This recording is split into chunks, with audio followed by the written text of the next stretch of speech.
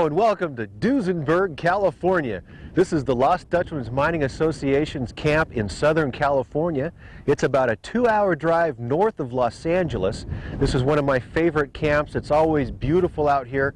I like to come out here in the winter time. It's beautiful. The sun's usually always shining and it's just wonderful out here. There's a lot of things to see and do out here at Duisenberg, and today we're going to show you what it's like to go camping out here during an outing. The Gold Prospectors members can come out to Lost Dutchman's camps during an outing, and we're having an outing this weekend. There's going to be people down there digging for gold. They're going to be panning and sluicing and high banking. Also today we're going to take you out to an outlying claim that's nearby here from Duisenberg, and we're going to do some dry washing. We're also going to do some crevicing, see what we can find out here. That's one of the benefits of Lost Dutchman's. You can camp here on this LDMA camp, and then you can go and visit the outlying claims that are nearby. So it's really a nice thing to be able to do.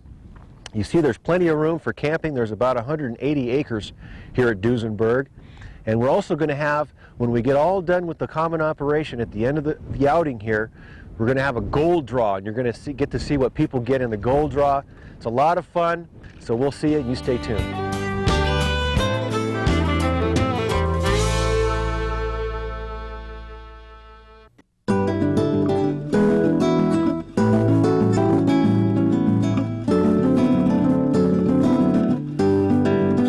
That's definitely volcanic looking.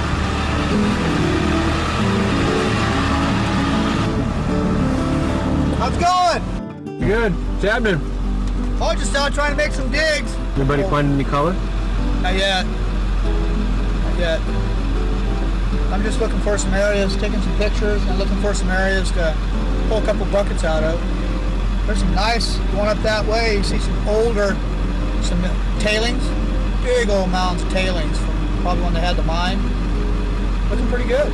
We'll go check it out. Yeah. What is that, Perry? It's like a conglomerate or a breccia. It's like a volcanic deposit. But not, I mean, it was cemented gravels. Ancient material.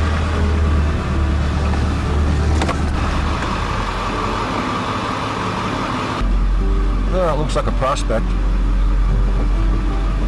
I don't see a quartz vein in there. Back up. Well, maybe there was a vein that went right through there.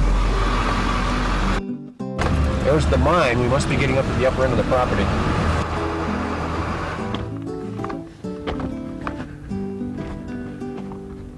Well, the reason I like this spot right here is because you have solid bedrock right here, and you have these cemented gravels that are right on top of the bedrock. And so what I've been doing is chipping out this material out of here. And chipping out this stuff. And see how hard it is. Hard and cemented in there. You can tell it's an old layer.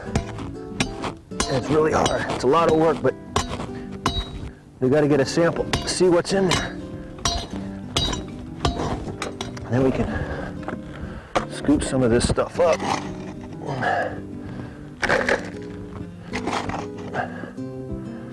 And then we can get rid of the larger rocks. Don't need to pan that. Get a little more.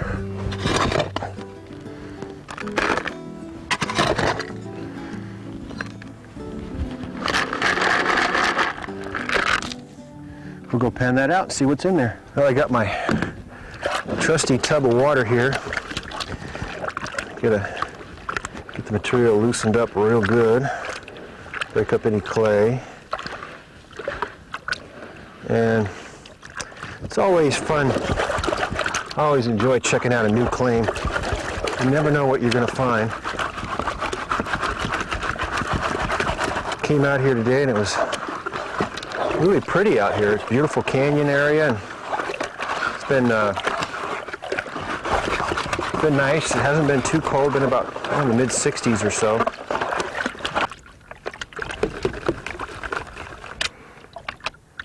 A lot of black sand in this stuff. Looks like we got some heavy iron material in there. All right. just about ready to take a look. Okay, here we go. Let's see, what do we got here?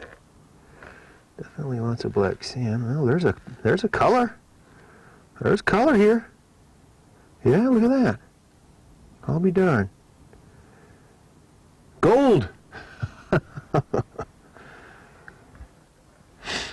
Well, since we found color here, I think it's getting kind of late in the afternoon. I think what I'll do is pack up and then come back tomorrow for the day and maybe try to see if I can run some material through a dry washer or at least do some more panning and spend some more time, see what we can find.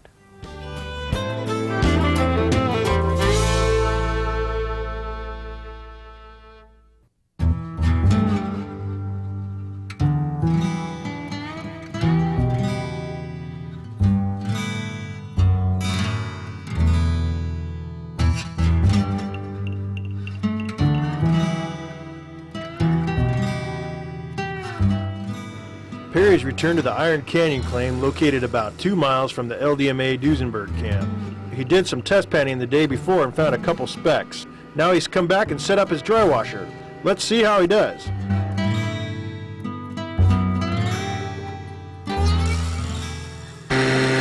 Well, it's pretty simple. We just classify the material through the screen on the top. And we have a little flow meter down there where you can let more material through or less.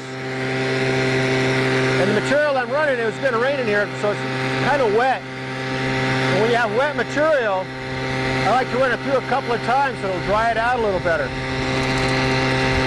The material that I'm running is right on top of bedrock, and we're scooping material right off the top of bedrock and running it through. So when you have material that's a little damp, you just take your tailings and run it through again. Well, I think I'm getting a lot of heavy black sand in there, so I think I'll shut down and do a cleanup. See what we got in there.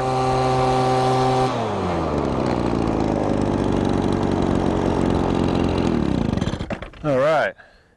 Yeah, my machine was not vibrating so hard because I'm thinking maybe it's full of black sand, so time to do a cleanup and see what we got in there. All right, here we go.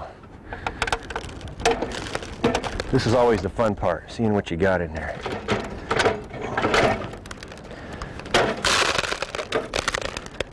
Quite a bit of material in there.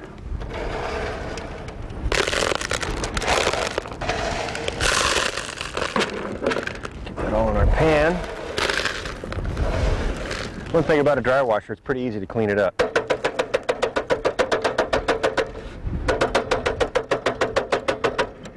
There we go. That's all there is to it. Wet feels pretty heavy. All right, we'll pan her out and see what we get. Okay. I'm going to put a little bit of fresh water in there so I can see what I'm doing.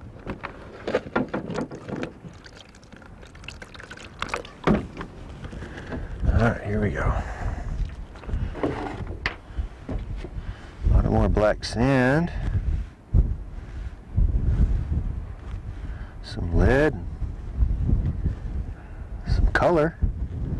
There's a little bit of gold in there.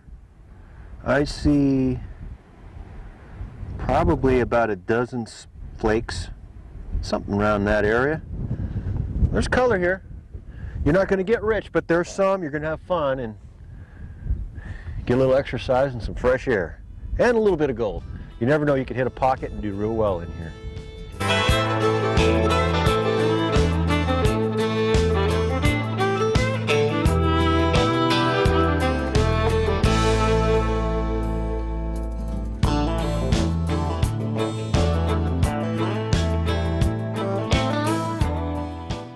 Okay, I'm digging in the crack because as the years go and the erosion comes off the side of the mountain, that it has a tendency to go between rocks and it won't wash out. It has a tendency to settle in the rocks, and the chances maybe a nugget or some good gold find could be between the rocks more than on top. An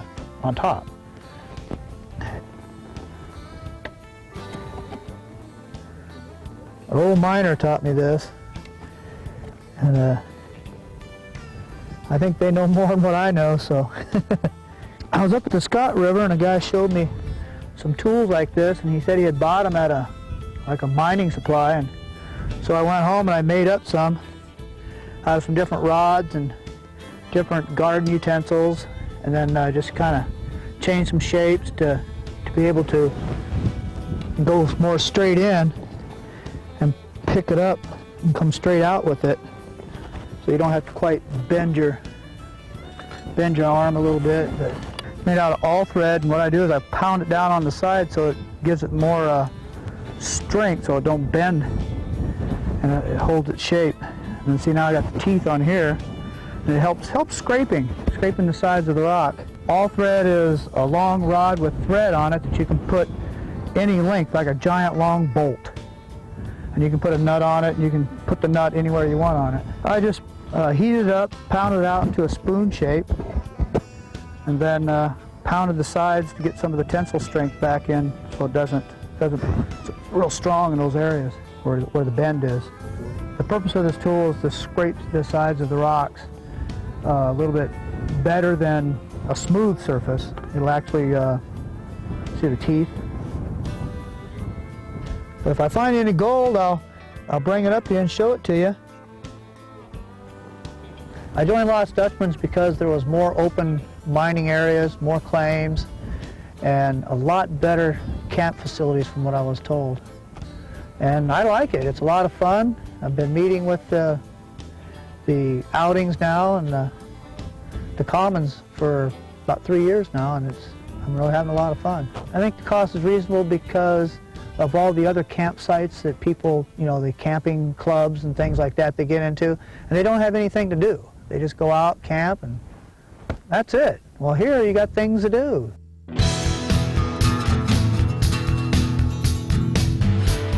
Okay, this is some of the gold I found yesterday in the crevice that I was digging. I'll show them right here.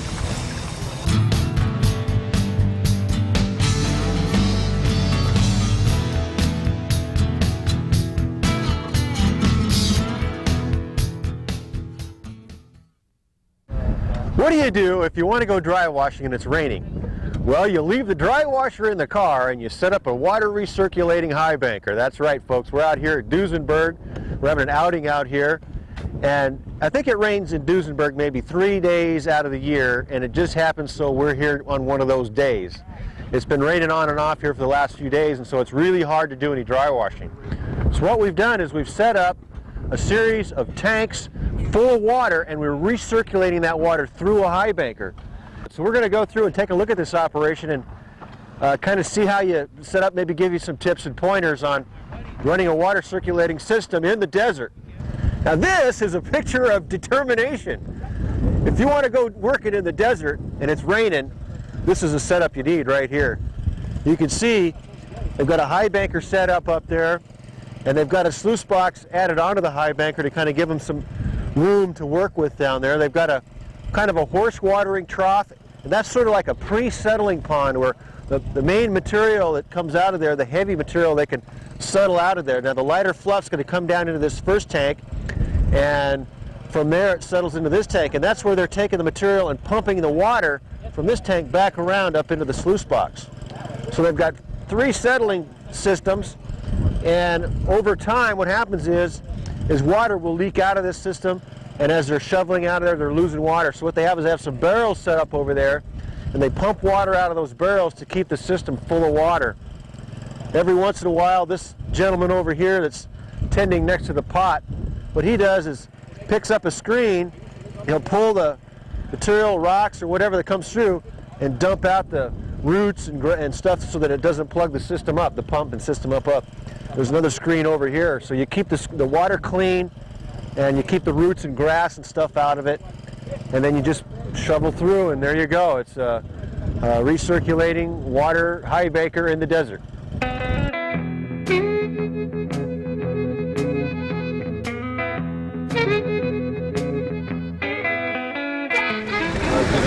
What do you think, guys? Any gold in that stuff? Oh, absolutely. It was earlier. It's getting heavier and heavier. Heavier and heavier. They must be hitting it. Yeah. Well, I hope there's some big old nuggets in there. Well, we know there's little ones from yesterday, little figures. Looks like it helps a lot that the people pre-screen that gravel. Oh, yeah, there's very little coming out the back there. Yeah, it looks like it's running through pretty good. All right, dig, dig, dig.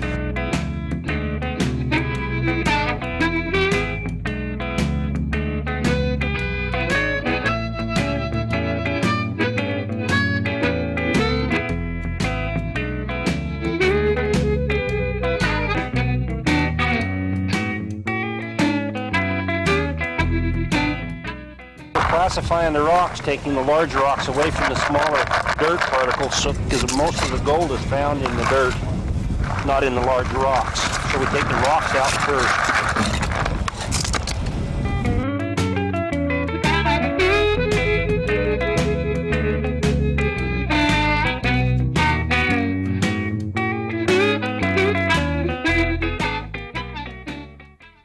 Well, I think I'm going to try some of this stuff. And whenever you're working in material that's been dry, you got to make sure you get it wetted real well so that the gold can settle out. And once you get it wetted, then you want to get it so that it'll stratify, get the light stuff off. And then we're just going to quickly pan this down just to see what kind of color we got, if any.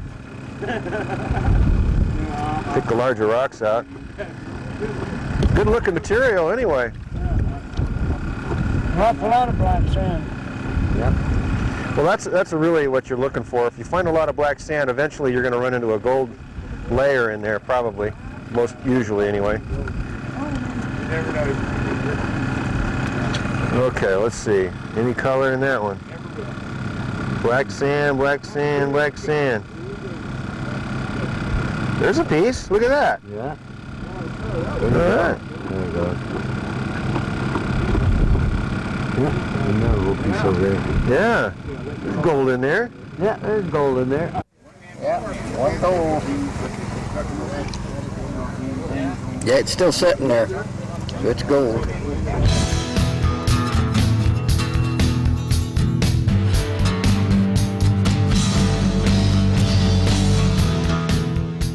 Okay, we're at the end of the operation now. We've shut down the high banker. We've got it all cleaned up, the gears put away. The morning wrap-up's done. We're getting ready to do the final draw. And the way this works is we put all the nuggets into cups. We've got it all divided up.